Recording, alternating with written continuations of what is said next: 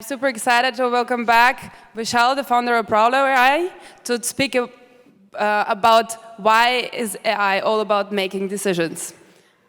Give him a big applause. Thank you. Hi, good afternoon. My name is Vishal Chatrath. I'm the CEO and the co-founder of Probabilistic. We're a company based in Cambridge, UK. We are about 90 plus staff, about 41 have a PhD. We've published about 27 papers in the last 18 months and filed 4 patents. I'm going to talk about making decisions using AI. A bit of a history of why I got involved in this entire idea of making decisions is 4.5 years ago when I landed in Cambridge, I stumbled across a bunch of academics who were trying to spin out a company called Vocal IQ, and they were trying to make decisions in a voice dialogue system. So I joined the company pre-investment. We grew the company to 20 people, and 13 months after that, we got acquired by Apple. And that's where I saw that the power of using machine learning for making decisions. And this was over 3 years ago when then, and even now, almost the entire machine learning world was obsessed by deep neural nets, which are fantastic for solving classification problems like identifying cats and dogs and so on and so forth. But when it comes to making decisions, they are not very good. So that interest was further fueled by the conversations I had with Professor Edward Rasmussen, who eventually became the chairman of the company. And he asked a very profound question. So his question was that if AI is not going to help us or enable us to make better decisions, what's the point? So of course, I think when it comes to companies, when it comes to us, I think there's only so much we can laugh about AI playing games or identifying cats and dogs. There has to be some serious kind of notion to it. And when you look at the enterprise landscape, whether it's large companies, small companies, decision-making right now is done using handcrafted decision trees, whether you're talking about ERP systems or you're talking about things like agent-based modeling or expert systems or even autonomous vehicles. So the problem with that framework is that it relies on the idea that you take a snapshot of the environment, you hard-code it, and within that hard-coded environment, you make decisions using hard-coded decision trees. Now, that obviously doesn't work because our environment is not static. That's why I like to say that these systems are born obsolete. By the time you finish coding them, the world's moved on. So we thought that how do we look at this problem differently? So in order to build any software platform, in order to generalize anything, it's useful to start with a few different problems, see if you can see any general patterns, then take that generalized approach and build a platform to make those kind of elements common. So when we talk about things like finance, we talk about logistics, we talk about autonomous vehicles, we talk about FMCG, fast-moving consumer goods, energy markets. What is common is that when it comes to decision-making, you have an agent who's making a sequence of decisions in an uncertain and dynamic environment in the presence of other agents. It's a short but very powerful statement. Sequential decision-making is something that reinforcement learning is great at. However, the world around us is uncertain.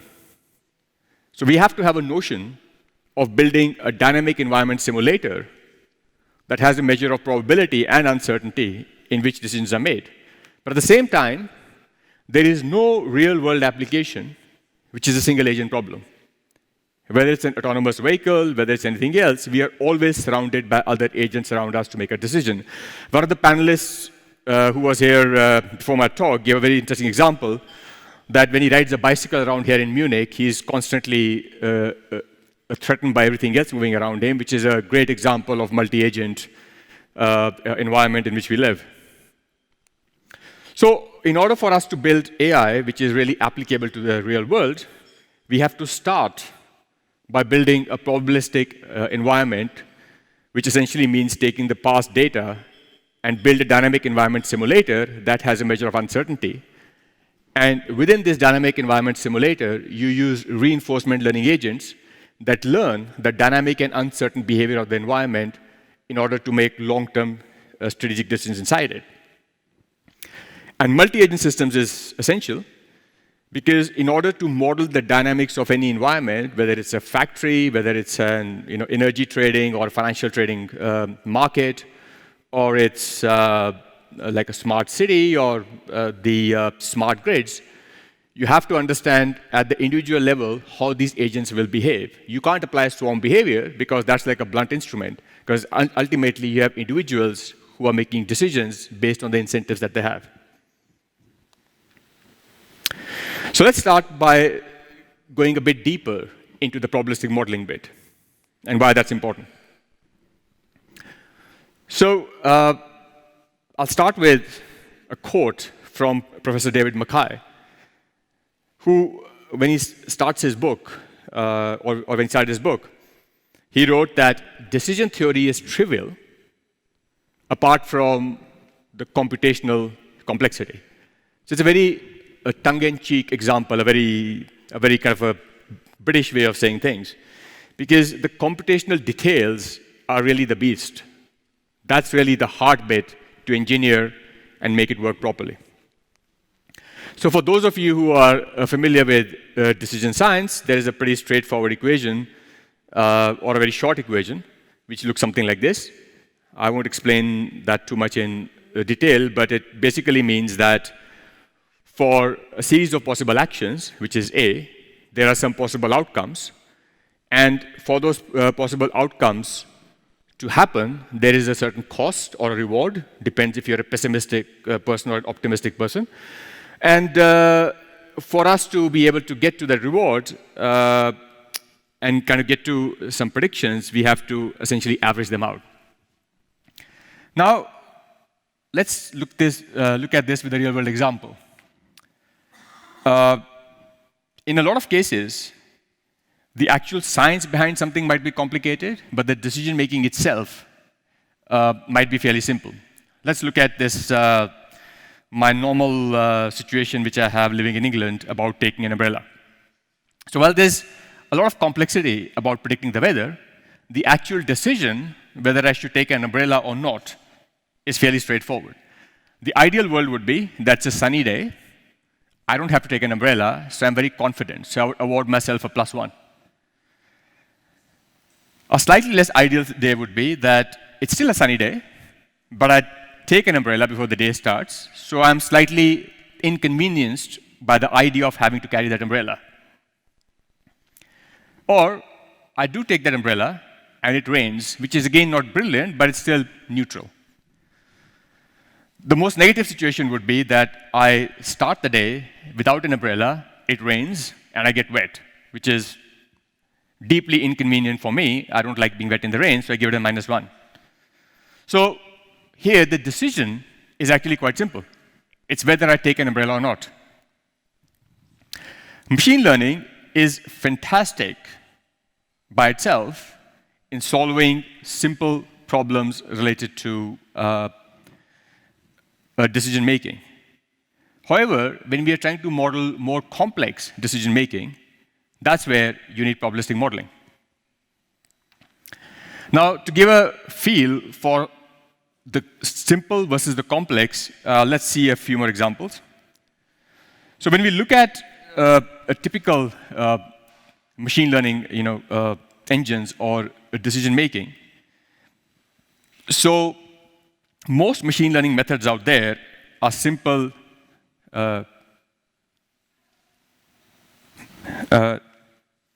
functions out there where you have an input, and against a function, you get an output. So in terms of decision-making, say, for example, I had to identify a dog. I would put a nice classification model, and the output would be a dog. So the actual decision-making is fairly simple. It's actually binary. Similarly, if I would look at the financial markets, look at the weather for tomorrow, I have the forecast for the day. I have a simple regression model that actually tells me tomorrow in a quite simplistic way whether it's going to rain or not. without any notion of probability out here. However, where the Bayesian methods become applicable or are very useful in environments where the outcome of tomorrow is not just a single point or a single prediction, but it's really a distribution of predictions. Say, for example, I was to predict that which of the 10 pizzas in my restaurant here in Munich would be demanded by the people in Munich tomorrow as the day progressed. Right? Now that gets onto a problem where you have a distribution of outcomes as the day progresses, for which we can't use a simplistic decision-making environment, because what you have is really a distribution of plausible outcomes. So for that, my heat map might look something like this, about the distribution of, let's pick up one pizza, margarita, for the sake of simplicity. Now, the same thing could also apply to the financial markets, where I have a portfolio of stocks.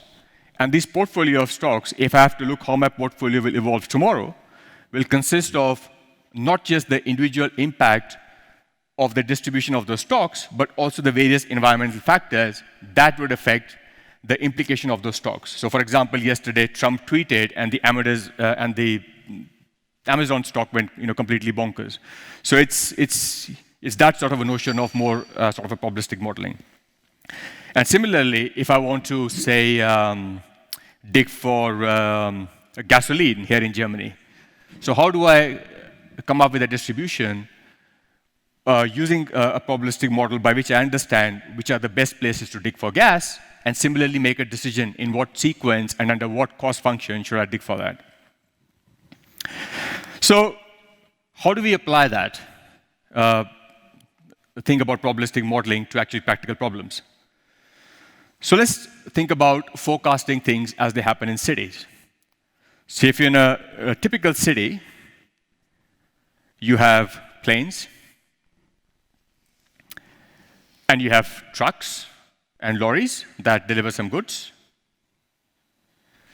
And sometimes it rains, sometimes it doesn't. Some people take buses, and some people like to take taxis. Now, how do we model the impact of all these factors in getting somebody like me to a taxi and eventually to an airport? And how does the taxi company know where I am or where all of us are after this conference ends to make sure we are efficiently dropped off where we're supposed to be? So what you see behind me is a probabilistic model that is continuous in nature, and that's based on the open source data we got from the city of Porto, which represented about 1 million taxi rides over a 12-month period. So in the background, what you see is, as the day progresses, there is this distribution that moves across that gives me an idea that how the demand of taxi pickups evolves as the day progresses. Now, I've been able to build that continuous model from point process data, which in itself might not give me the intuition how things are going to progress.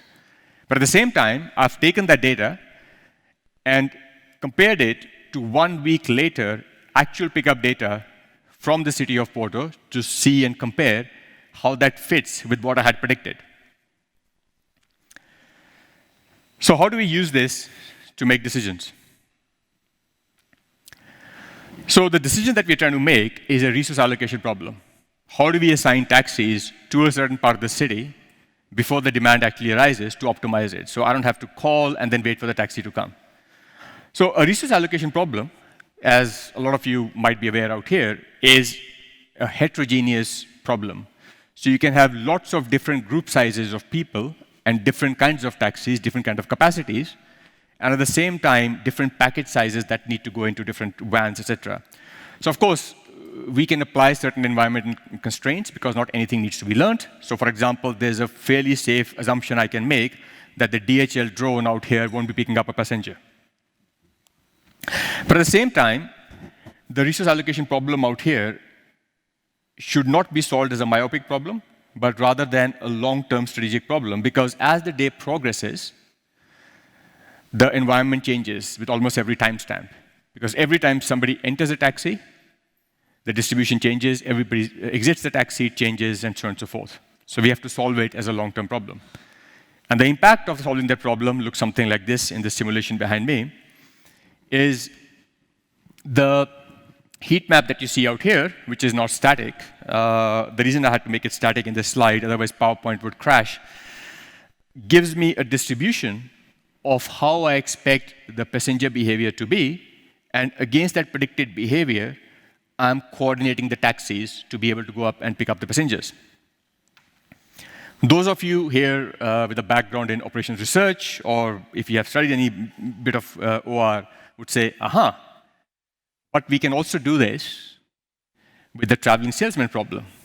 I'd say, yes, you can, but the problem with the traveling salesman problem is that it doesn't really scale. So what we've done is look at this as a distributed organization of a traveling salesman problem, but because the way we do multi-agent system distribution with the decentralized coordination, we have the ability to coordinate millions of traveling salesmen to a certain outcome. So for those of you in the audience who've been using various sort of resource allocation models and software, you would have noticed that when your traveling salesman goes picking up the various boxes, there's no any coordination between them. They somehow treat as if the other one doesn't exist. The ones that do try to do the coordination in a centralized way, which doesn't scale. So the benefit of this is, of course, with all the theory that I'm talking, there must be some plausible outcome, which is useful, is this. So in the simulations that we've been now running, what we see is that there's a 33% improvement over any of the standard algorithms that are used out there in order to make these decisions in terms of coordination. And that really comes from the power of combining probabilistic modeling and multi-agent systems with a bit of reinforcement learning thrown in. So essentially, it means for you and me that 75% of us will be picked up in half the time than if we went about with the very, very classical approaches. So now moving forward. Now, of course, the issue is this is all nice and well if you are a taxi company where you can direct your staff, you go there, and you go there. But what about the rest of our humans? So we, as humans, don't like taking instructions. We like to be free. That's why we live in liberal democracies. So how does it help us? So that's where the notion of society of AI comes in, that how do you incentivize people to make the right choices? And that brings in all the elements of behavioral sciences, which is also part of the company and models that we built in the environment. And to get an intuition of that, imagine yourself in a city and driving down in a busy city in Munich. So as you're driving along, a lot of things happen. So first of all, when you're driving along, if a bicycle swerves in front of you, you don't need to make tens of millions of tries of that bicycle coming in front of you to be able to avoid that bicycle. So obviously, you and I, fortunately, don't behave like deep neural nets. We're able to react instantly because we have a probabilistic model in our mind based on our prior driving experience, which says that the bicycle is swerving in front of me. Something bad might happen, so I must take action. There's not a 100% possibility whether it'll hit or not. There's a probability. I don't know the exact distance of the bicycle from my car. I'm just estimating it. I don't know the exact intention of the cyclist. I'm just estimating what his or her intention is. So with a mixture of all those probabilities, I'm able to take quick evasive action. But at the same time, when I am optimizing my decisions, I'm not optimizing it only to avoid the bicyclist, because then I might hit a truck. So what I'm doing is taking strategic and sequential decisions on how to move along inside the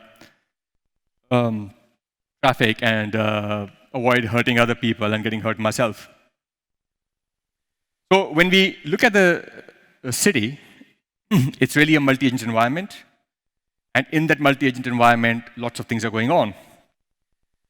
And now I am here trying to control a fleet of agents, which is the taxis in this case. Now, we as humans, given a choice as drivers, we try to be rational, or we try to optimize ourselves for ourselves, which is no bad thing, and it's called a self-interest. Whereas economists will actually tell you that the self-interest that we have could hurt the overall system, and that's why we have things like traffic lights.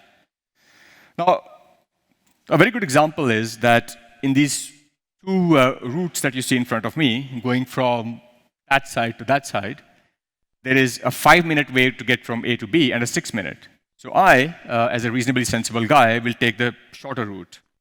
That's great, but what if I have 6 of me? Or sorry, 5 of me in this case.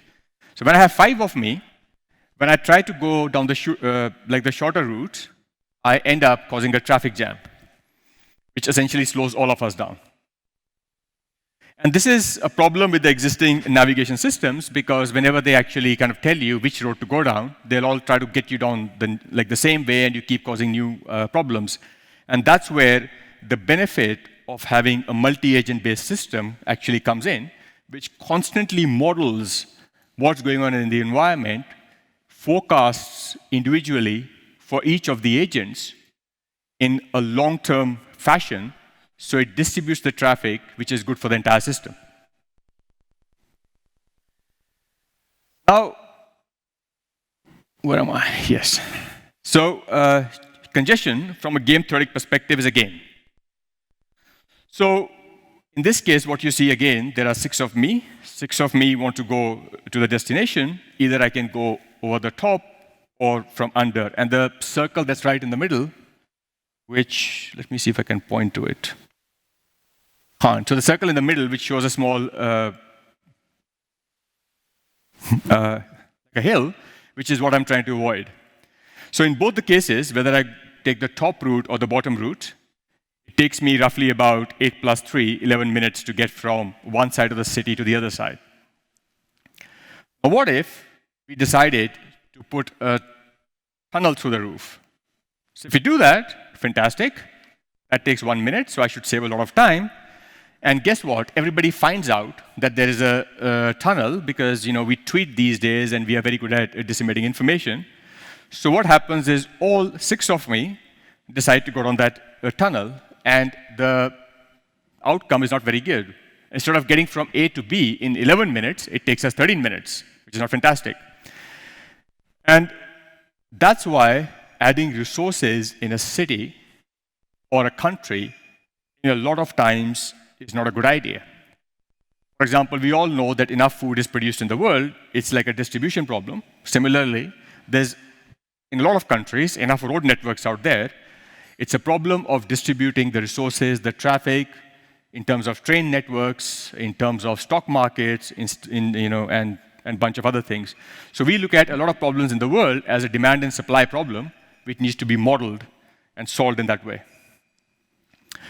So this is a bit slightly more beautiful picture of the same thing, where now instead of 6 of me, I have 9 of me, which are trying to get from one part of the city to the other. And by using the models that we have, which also allow us to model what sort of tolls we should do, what sort of penalties and toll booths we can add, that allows us to distribute the traffic in a city. So the outcome is that instead of us all going down the same way, magically we get distributed and we feel good about it, and hence we are all able to keep the traffic of a city flowing. That's really how multi-agent systems and probabilistic modeling and reinforcement learning and all these bits fit together.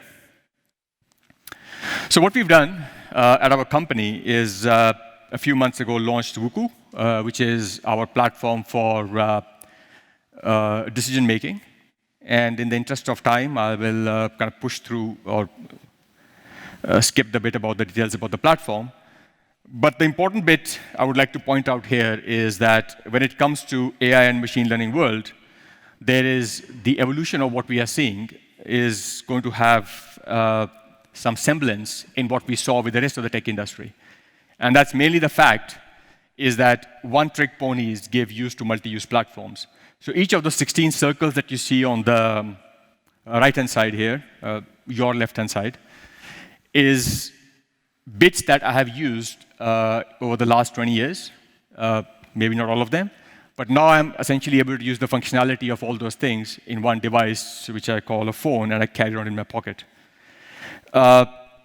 Similarly, we believe that when it comes to AI, a lot of one-trick pony solutions for AI will merge. And in the next 5 to 10 years, you start to see extinction of that and have more general-purpose platforms. It'll be us, it'll be a bunch of others. Important thing to also note is that in the last 50 years, the tech industry was primarily defined by the IP stack. And we believe in the next 50 years, it will be defined by the AI for decision-making stack. It'll be us, it'll be a lot of other companies, but that's where we see the evolution. And I was told to save some time for questions, if there are. So I'll stop now. Thank you.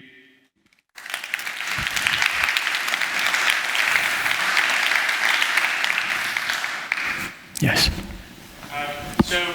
That's really what you're saying.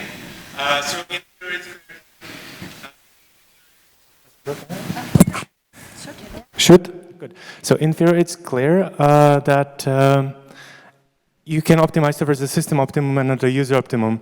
How do you then incentivize the people to make actually choices which are worse for them? So for instance, in this example you showed, I am then forced by the system to take a longer route, but actually in total, all of us are better off. How do you do it in practical terms when it comes to business?